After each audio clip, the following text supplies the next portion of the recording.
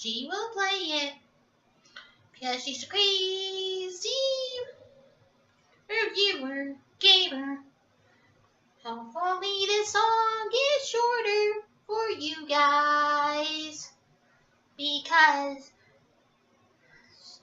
she thinks the last one was too long, but she still is a crazy cat lady. You gamer. Hopefully this is the last one because like before, I don't like singing these songs.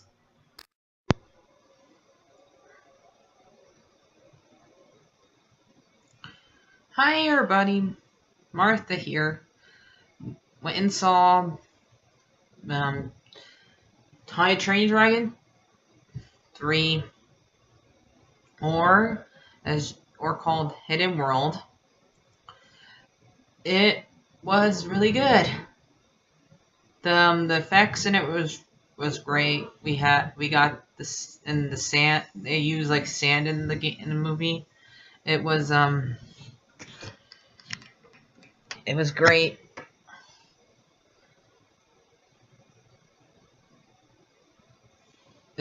That part was great when Toothless was flirting with the Light Fury and he splashed her with sand. The sand part of it was really great. The villain, he's alright.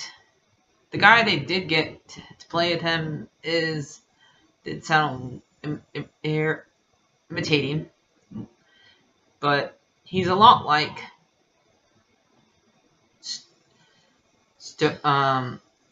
the one from the second one, and they're like showing how much Hiccup has really grown up since ever since his dad died, and showing that he has to learn to be chief and how to stand on his own 2 feet and learn to take advice from everybody and stuff like that, and how the other characters are pretty much starting to flirt with everybody more than they did in the second one. Some of them are a little bleh, gross, really gross. That one is not one that takes a little getting used to. And so mostly they mostly let the kids do the stuff in this one. I mean, some like Eric and Hiccup's mom and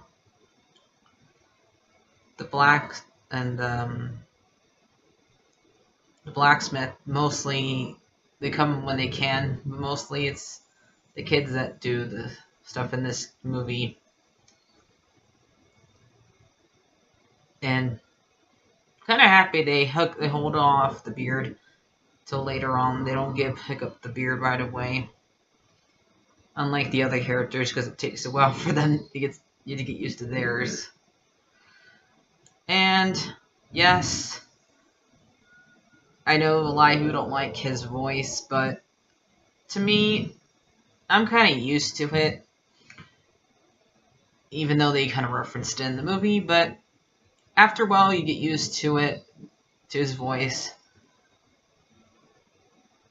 But I think by now we should be used to it. It's been 3 movies.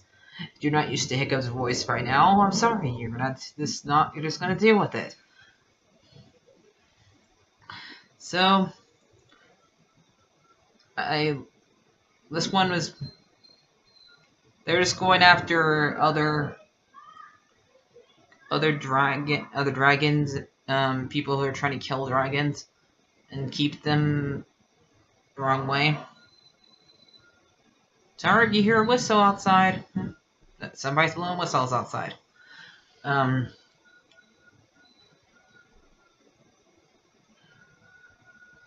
So I get into spoilers, sorry guys. When I'm talking about this stuff, well, they try to they get the dragons out there, all the new dragons that they have captured, and one of the ones is the Life Fury. And I guess since she can blend into their background, she can camouflage. Apparently, one of the things that Toothless doesn't know how to do. Toothless doesn't know everything that she knows. She doesn't really have a name, but as far as we know, it's like Fury, because she's white and she's really pretty. To me, I know a lot of the characters in this can sometimes be a little, their appearance can get a little bit used to, but the dragons are great to look at. And so after she gets away from them, I think he lets her. I think the hunter lets her go to try to lure Toothless away from Hiccup, because the hunter wants to kill Toothless. So he figures that if he gets them separated, it'd be a lot easier to catch his prey. And he's a little bit smarter than Draco, I think his name was. He is a little bit smarter than him, but he's not as loud, but he's a lot more smarter than him. But after he makes him leave Burke, they go off on their own to find a new place to stay. Because just like in a lot of other movies that has to do with Vikings, their home is not where they are. Their home is with each other. Remember, Vikings move, and sometimes they settle, sometimes they don't. They just move from place to place. That's the way it was. And so while they're moving, trying to find the hidden world that Stoic talked about, because they showed Stoic at least twice in this movie in flashbacks, back when Hiccup was little, probably about at least 8, I would say, maybe a little bit younger than that. He talked about the hidden world where the dragons could be safe, away from humans hurting them, and away from where they could no longer be hunted or stuff like that. But once Hiccup sees that the Life Fury can fly, and Hiccup wants to even let Toothless have his even bigger tail fin that would help Toothless keep balance when he's flying, because ever since Hiccup hurt him in the first movie, he's not been able to fly without that tail to keep balance. Just like with cats, they can't climb trees without their tails. Animals need their tails, otherwise they are completely helpless when it comes to stuff about them. Because in order to do stuff like flying or climbing, you have to keep balance, otherwise you fall. So, how is he supposed to keep up with this new Night Fury if he can't fly? So he gives him a bigger tail fin that actually would be able to make him fly better. The one that he rejected at first, but now he actually has a reason to have it, to be with her. And I like these parts, because this kind of stuff, because it's totally their love's totally on body language, and you have to read how he's trying to get her to woo her, so you could say, and it doesn't always work, but wooing takes time, and I think he finally warmed up to her, and she's really finicky, and she doesn't really like humans, so it took her for a while to get used to Hiccup. She would not, every time she would see Hiccup, she would run off. Not every animal is accepting of humans,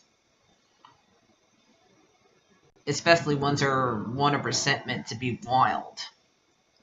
Even cats and dogs sometimes won't let humans go near them, and those ones are meant to be around humans. I know a few of them that could be pretty skittish at times, but these are animals that are meant to be wild all the time, and so regular wild animals are really hard to get used to humans. So the hunter tries to track them, and apparently one of them gets captured after they try to say the dragons or try to capture him. The girl twin, she got left behind, but she just pretty much annoyed him to death, but she followed him. He followed her to their new home. And while Toothless is out having his first date with his new girl, the Light Fury, they come and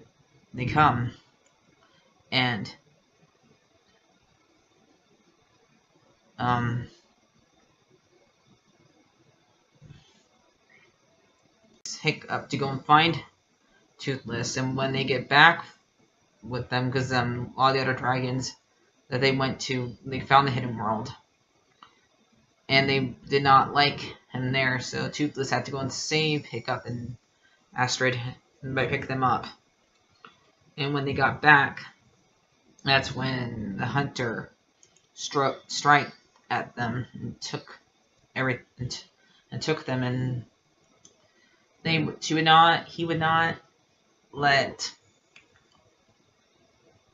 any of them touch any other dragon. They just take the dragons with them, because the hunter was going to attack the Life Fury, and Toothless says no, just come in his own way. And when they go and save him, and after they have their fight and the hunter dies, which pretty much he takes the Life Fury and uses some potion that he makes his dragons listen to him and not listen to Toothless, even though Toothless is an alpha male. But somehow this medicine makes it to where only they listen to him, listen to the hunter, and he puts the medicine on top of the Life Fury. But Hiccup jumps off Toothless and gets him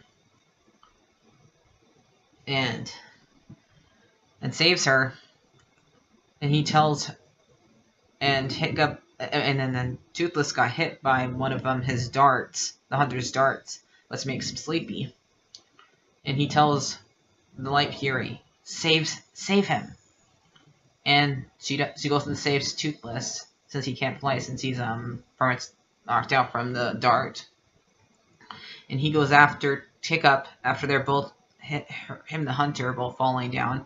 So the hunter kept on trying to grab stuff, and he even tried grabbing Toothless prosthetic leg, but he unbuckled it, and he fell down to his death. And this part, after the Life Fury saves Hiccup, this part is really sad, because Hiccup realized that he has to let Toothless go. He has to learn to let his pet go, because he loves this Life Fury, but he has to learn to be free and stuff like that. And Hiccup has to let him go, and all the other dragon riders let their dragons go. They hook them from their saddles and stuff like that, and they'll fly away. him and Astrid both get married, and I guess we see them after about 3 years, because we see them with kids, or a couple years later afterwards, and they're on a boat, and then they see Toothless and then Life Fury after they have little hasslings of their own. And I love how different their little babies look. Like the ones that look like Toothless are both white and black. Like the ears were white and the underbelly was white, but the rest of it was black. It's like a Dalmatian dragon in a way. So, and the two kids, one looks like Hiccup, one looks like Astrid, but they both had different color hair, white stuff like that. It was really good. I think this is a good spot to end these movies. Should have said it earlier, but I give this one a 9 out of 10.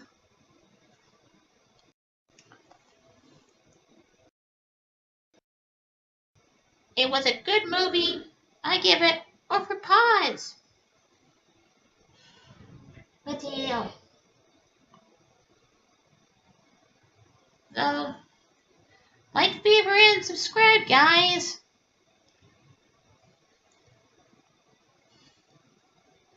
Bye-bye.